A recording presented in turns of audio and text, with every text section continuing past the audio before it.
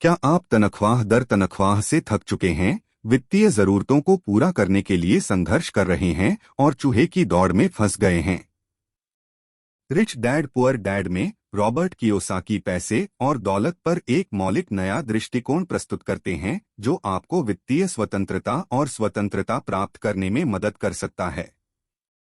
दो पिता के रूप में बड़े होने के अपने स्वयं के अनुभवों को आकर्षित करते हुए, एक जो वित्तीय साक्षरता के मामले में गरीब था और दूसरा जो मानसिकता और धन के बारे में ज्ञान में अमीर था, कियोसाकी सिद्धांतों और प्रथाओं का एक सेट प्रस्तुत करता है जो मदद कर सकता है कोई भी धन का निर्माण करता है और प्रचुरता का जीवन बनाता है। संपत्ति और देनदारियों के बीच अंतर को समझने से लेकर निष्क्रिय आय और वित्तीय शिक्षा के महत्व तक, रिच डैड पुअर डैड पारंपरिक ज्ञान को चुनौती देता है और वित्तीय सफलता के लिए एक रोड मैप प्रदान करता है। इस पुस्तक सारांश में हम कियोसाकी की किताब से प्रमुख विचारों और अंतर्दृष्टि का पता लगाएंगे, जिसमें जोखिम लेने का महत्व, धन बनाने में मानसिकता की भूमिका और वित्तीय साक्षरता का मूल्य शामिल है। चाहे आप अपने करियर की शुरुआत कर रहे हों या अपने वित्तीय खेल को अगले स्तर पर ले जाने की सोच रहे हों, रिच डैड पुअर डैड आपके वित्तीय लक्ष्यों को प्राप्त करने के लिए एक शक्तिशाली और प्रेरक मार्गदर्शिका प्रदान करता है। परिचय, introduction. Rich dad poor dad एक लोकप्रिय व्यक्तिगत वित्त पुस्तक है जो 1997 में प्रकाशित हुई थी। पुस्तक बेस्ट सेलर बन गई है और इसका दर्जनों भाषाओं में अनुवाद किया गया है। लेखक रॉबर्ट कियोसाकी दो अलग अलग पिता के साथ बड़े हुए जिनके धन और संपत्ति पर अलग अलग विचार थे। पुस्तक में कियोसाकी दोनों पिताओं की सलाह और शिक्षाओं की तुलना और विरोधाभास करता है, जिसे वह रिच डैड और पुअर डैड कहता है। इस तुलना के माध्यम से कियोसाकी ने अपने अनुभव और धनवान बनने के बारे में सीखे गए पाठों को साझा किया। यह पुस्तक व्यावहारिक सलाह, प्रेरणादायक कहानियों और जीवन के पाठों से भरी हुई है जो आर्थिक रूप से स्वतंत्र होने के इच्छुक किसी भी व्यक्ति की मदद कर सकती है। इस ब्लॉग पोस्ट में हम रिच डैड पुअर डैड का सारांश प्रदान करेंगे और लेखक द्वारा किए गए प्रमुख बिंदुओं का विश्लेषण करेंगे। हम आशा करते हैं कि यह लेख आपको अपने वित्त पर नियंत्रण रखने और वित्तीय स्वतंत्रता प्राप्त करने के लिए प्रेरित करेगा। अवलोकन, ओवरव्यू।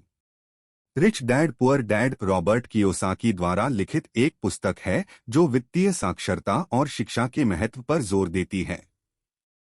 यह पुस्तक लेखक के दो अलग अलग पिताओं के साथ बड़े होने के अपने अनुभव पर आधारित है, एक उसका जैविक पिता जो एक शिक्षित सरकारी कर्मचारी था और दूसरा उसके दोस्त का पिता जो कम औपचारिक शिक्षा के साथ एक सफल व्यवसायी था। पुस्तक को 10 अध्यायों में बांटा गया है और प्रत्येक अध्याय व्यक्तिगत वित्त और निवेश से संबंधित एक विशिष्ट पाठ पर केंद्रित है।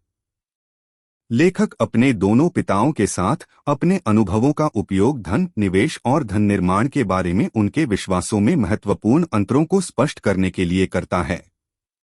पुस्तक के माध्यम से कियोसाकी धन निर्माण और वित्तीय स्वतंत्रता के अपने दर्शन को साझा करता है जो संपत्ति और देनदारियों के बीच अंतर को समझने और नकदी प्रवाह उत्पन्न करने वाली आय उत्पादक संपत्ति में निवेश पर आधारित है। वह पाठकों को अपने वित्तीय भविष्य पर नियंत्रण रखने और डर या गलत सूचना के बजाय वित्तीय शिक्षा के आधार पर निर्णय लेने के लिए प्रोत्साहित करता है।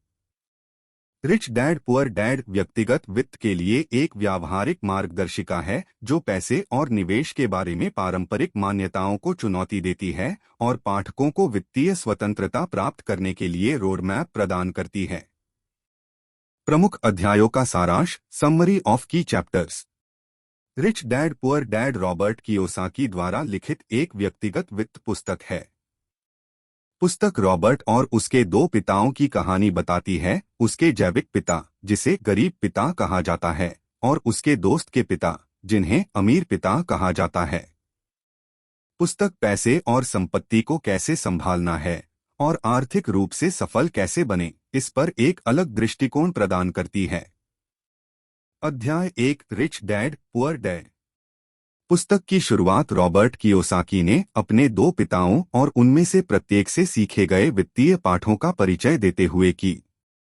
उनके गरीब पिता एक सरकारी कर्मचारी थे जो अच्छी शिक्षा पाने, कड़ी मेहनत करने और पैसे बचाने में विश्वास करते थे। दूसरी ओर उनके अमीर डैडी एक उद्यमी थे जो कई व्यवसायों के मालिक थे और नकदी प्रवाह उत्पन्न करने वाली संपत्ति बनाने पर ध्यान केंद्रित करते थे। अध्याय 2 अमीर पैसे के लिए काम नहीं करते। इस अध्याय में रॉबर्ट बताते हैं कि अमीर पैसे के लिए काम नहीं करते हैं, बल्कि वे पैसे को अपने लिए काम करवाते हैं। उनका तर्क है कि लोगों को केवल पैसे के लिए काम करने के बजाय ऐसी संपत्तियों के निर्माण पर ध्यान देना चाहिए जो नकदी प्रवाह उत्पन्न करती हैं, जैसे किराए की संपत्ति, स्टॉक और व्यवसाय। अध्याय 3 वित्तीय साक्षरता क्यों सिखाई जाए। रॉबर्ट कियोसाकी का मानना है कि वित्तीय शिक्षा स्कूली पाठ्यक्रम का हिस्सा होनी चाहिए।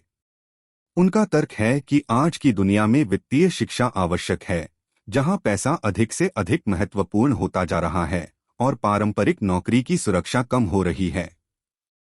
अध्याय 4 करों का इतिहास और निगमों की शक्ति। इस अध्याय में रॉबर्ट करों के इतिहास की व्याख्या करते हैं और समय के साथ वे कैसे विकसित हुए हैं। वह निगमों की शक्ति और कैसे वे अपने लाभ के लिए कर प्रणाली का उपयोग करते हैं के बारे में भी बात करते हैं। अध्याय 5 धनवान धन का आविष्कार करते हैं। यह अध्याय वित्तीय बुद्धिमत्ता की अवधारणा पर केंद्रित है।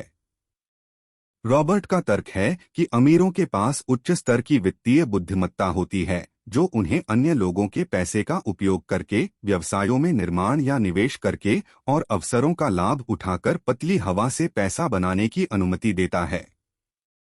अध्याय 6 सीखने के लिए काम करें, पैसे के लिए काम न करें। रॉबर्ट कियोसाकी का मानना है कि ग्रेजुएशन के बाद पढ़ाई बंद नहीं हो जाती।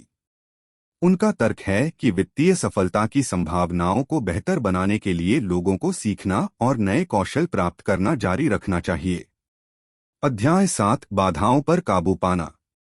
इस अध्याय में रॉबर्ट बताते हैं कि कैसे डर और आत्मसंदेह लोगों को वित्तीय सफलता हासिल करने से रोक सकता है।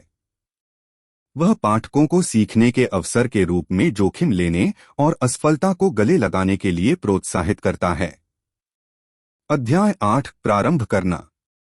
रॉबर्ट कियोसाकी वित्तीय सफलता प्राप्त करने के लिए कार्रवाई करने के महत्व पर जोर देते हैं।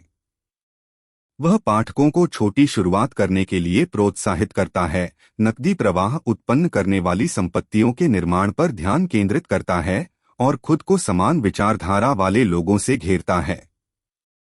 अध्याय 9 फिर भी और चाहिए करने के लिए यहाँ कुछ हैं। इस अध्याय में रॉबर्ट ने व्यावहारिक सलाह दी है कि वित्तीय सफलता की राह पर कैसे शुरुआत की जाए। वह पाठकों को अपने खर्चों पर नजर रखने, वित्तीय योजना विकसित करने और नकदी प्रवाह उत्पन्न करने वाली संपत्तियों में निवेश करने के लिए प्रोत्साहित करता है। अध्याय 10 सबक जो मैंने अपने अमीर डैडी से सीखे। रॉबर्ट ने अपने अमीर डैडी से सीखे गए 10 सबसे महत्वपूर्ण पाठों को सारांशित करते हुए पुस्तक का समापन किया। इन पाठों में वित्तीय शिक्षा का महत्व, नकदी प्रवाह की शक्ति, जोखिम लेने का मूल्य और समान विचारधारा वाले लोगों के साथ खुद को घेरने का महत्व शामिल है। रिच डैड पुअर डैड व्यक्तिगत वित्त और धन निर्माण पर एक अनूठा दृष्टिकोण प्रदान करते हैं। पुस्तक वित्तीय शिक्षा के महत्व पर जोर देती है, ऐसी संपत्तियां प्राप्त करती है जो नकदी प्रवाह उत्पन्न करती हैं और वित्तीय सफलता प्राप्त करने के लिए जोखिम उठाती हैं। विश्लेषण और मूल्यांकन, analysis and evaluation. Rich dad poor dad 1997 में अपने प्रकाशन के बाद से एक विवादास्पद पुस्तक रही है, जिसमें लेखक के विचारों और सलाह की प्रशंसा और आलोचना दोनों शामिल हैं। धन संचय और वित्तीय शिक्षा पर कियोसाकी के सिद्धांतों की उनकी व्यावहारिकता के लिए सराहना की गई है और उनकी बारीकियों और सामयिक विरोधाभासों की कमी के लिए आलोचना की गई है। एक ओर वित्तीय साक्षरता विकसित करने और किसी के वित्त पर नियंत्रण रखने पर पुस्तक का जोर एक महत्वपूर्ण संदेश है जो आज भी प्रासंगिक है। यह विचार कि व्यक्ति को आय के एकमात्र स्रोत के रूप में पारंपरिक नौकरी पर भरोसा नहीं करना चाहिए और इसके बजाय आय की कई धाराएं बनानी चाहिए, यह एक मूल्यवान सबक है जो लोगों को वित्तीय स्वतंत्रता प्राप्त करने में मदद कर सकता है। इसके अतिरिक्त कियोसाकी की स्वयं को पहले भुगतान की अवधारणा एक अच्छा वित्तीय सिद्धांत है जो पाठकों को बचत और निवेश को प्राथमिकता देने के लिए प्रोत्साहित करता है। दूसरी ओर कुछ आलोचकों ने इंगित किया है कि पुस्तक की सलाह अत्यधिक सरलीकृत है और धन सृजन की जटिलताओं की उपेक्षा करती है। अचल संपत्ति निवेश के कियोसाकी के चित्रण को एक निश्चित चीज के रूप में संभावित रूप से भ्रामक के रूप में आलोचना की गई है और वित्तीय शिक्षा के पक्ष में औपचारिक शिक्षा से बचने की उनकी सलाह पर कुछ लोगों ने सवाल उठाया है। इसके अतिरिक्त पुस्तक के कुछ उपाख्यानों और उदाहरणों को उनकी सटीकता और प्रामाणिकता के लिए प्रश्न के रूप में बुलाया गया है। जबकि रिच डैड पुअर डैड के पास व्यक्तिगत वित्त में कुछ मूल्यवान अंतर्दृष्टि हैं, पाठकों के लिए यह महत्वपूर्ण है कि वे इसके विचारों को गंभीर रूप से और धन सृजन की सूक्ष्म समझ के साथ देखें। जबकि कियोसाकी के कुछ विचार उपयोगी हो सकते हैं, उन्हें सुसमाचार के रूप में नहीं लिया जाना चाहिए और किसी व्यक्ति की अनूठी वित्तीय स्थिति के व्यापक संदर्भ में मूल्यांकन किया जाना चाहिए। निष्कर्ष conclusion. Rich dad poor dad किसी भी व्यक्ति के लिए एक मूल्यवान संसाधन है जो अपनी वित्तीय स्थिति में सुधार करना और धन का निर्माण करना चाहता है। कियोसाकी का वित्तीय शिक्षा, जोखिम लेने और आयर्जक संपत्ति प्राप्त करने के महत्व पर जोर पाठकों के लिए व्यावहारिक और कार्रवाई योग्य सलाह प्रदान करता है। जबकि उनके कुछ दावों और उपाख्यानों पर सवाल उठाया जा सकता है, पुस्तक का समग्र संदेश स्पष्ट है। कोई भी सही मानसिकता और धन प्रबंधन के दृष्टिकोण के साथ वित्तीय स्वतंत्रता प्राप्त कर सकता है। रिच डैड पुअर डैड एक जानकारीपूर्ण और प्रेरक पुस्तक है जो वित्तीय स्वतंत्रता प्राप्त करने के बारे में मूल्यवान सबक प्रदान करती है। पुस्तक वित्तीय शिक्षा के महत्व और संपत्ति और देनदारियों के बीच के अंतर को समझने पर जोर देती है। लेखक द्वारा साझा किए गए पाठों और रणनीतियों का पालन करके पाठक सीख सकते हैं कि कैसे धन का निर्माण किया जाए, अपनी आय में वृद्धि की जाए और अपने वित्तीय लक्ष्यों को प्राप्त किया जाए। यह जोखिम लेने, असफलता को गले लगाने और सकारात्मक मानसिकता रखने के महत्व पर भी जोर देता है। कुल मिलाकर यह पुस्तक उन सभी के लिए अनिवार्य है जो अपनी वित्तीय स्थिति में सुधार करना चाहते हैं और अधिक सुरक्षित भविष्य का निर्माण करना चाहते हैं। Thank you for taking the time to listen this book summary. We hope you found it informative and thought-provoking. Don't forget to follow DY Books on social media to stay up to date on our latest book summaries and releases. Thank you once again and see you in next video.